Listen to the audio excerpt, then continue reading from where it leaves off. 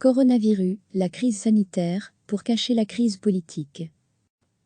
D'aucuns auraient aimé vous dire que la crise est finie, que l'unité nationale prévaut face à la pandémie. Soyez rassurés.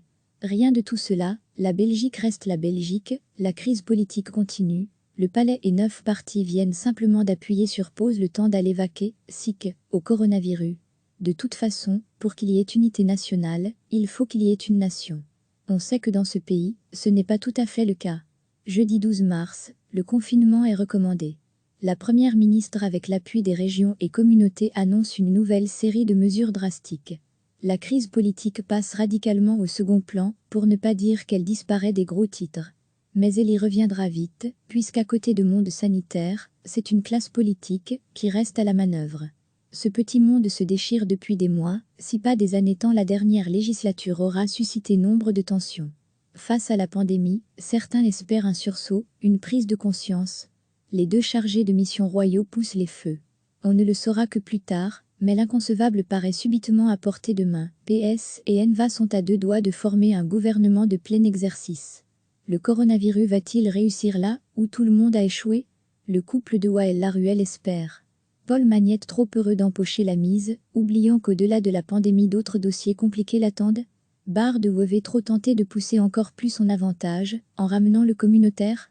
Au Parti socialiste, dans un premier temps, c'est la génération Busquin qui tient la barre. Les 10 Rupeau, Onclinx, Demotte etc. poussés au premier rang, il y a plus de 25 ans par l'homme de Senef, la génération socialiste du sans nous ce serait pire, qui a légitimé les coalitions contre nature, copyright, Laurette Onclinx. Avec les libéraux, la génération du compromis politique. Après avoir écouté cela, Paul Magnette s'est retrouvé face à la nouvelle génération, celle qui voit un parti tomber à son minimum historique, tiraillé entre le PTB et Écolo. À gauche, les non-socialistes sont désormais majoritaires, côté francophone. Paul Magnette a fini par écouter les seconds, désormais majoritaires. Il faut bien que je les suive, puisque je suis leur chef. Citation apocryphe de Ledru-Rollin, 1807-74.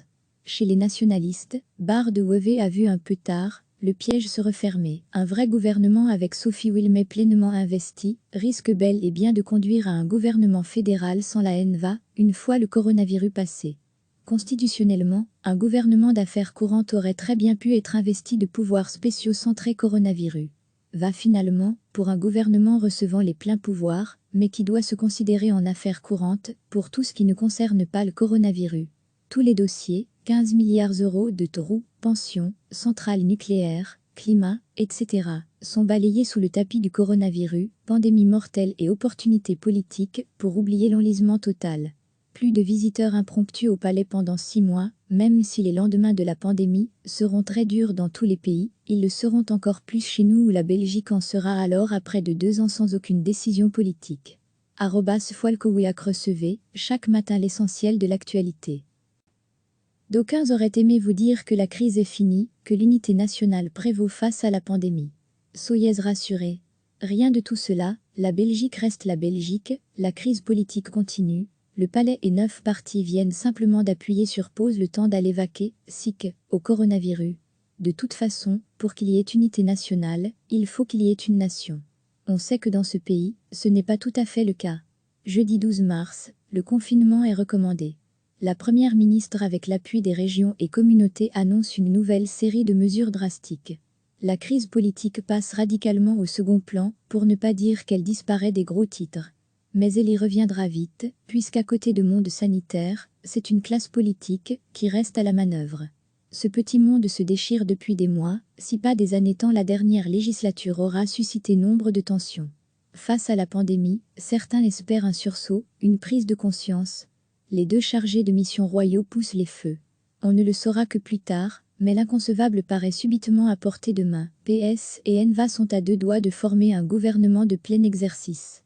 Le coronavirus va-t-il réussir là où tout le monde a échoué? Le couple de Wael Laruelle espère. Paul Magnette trop heureux d'empocher la mise, oubliant qu'au-delà de la pandémie d'autres dossiers compliqués l'attendent. Barre de Wevey trop tenté de pousser encore plus son avantage, en ramenant le communautaire. Au Parti socialiste, dans un premier temps, c'est la génération Busquin qui tient la barre. Les 10 Rupeau, Onclinx, Demotte etc. poussés au premier rang, il y a plus de 25 ans par l'homme de Senef, la génération socialiste du sans nous ce serait pire, qui a légitimé les coalitions contre nature, copyright Loreton Clinks, avec les libéraux, la génération du compromis politique. Après avoir écouté cela, Paul Magnette s'est retrouvé face à la nouvelle génération, celle qui voit un parti tomber à son minimum historique, tiraillé entre le PTB et Écolo. À gauche, les non-socialistes sont désormais majoritaires, côté francophone. Paul Magnette a fini par écouter les seconds, désormais majoritaires. Il faut bien que je les suive, puisque je suis leur chef. Citation apocryphe de Ledru-Rollin, 1807-74.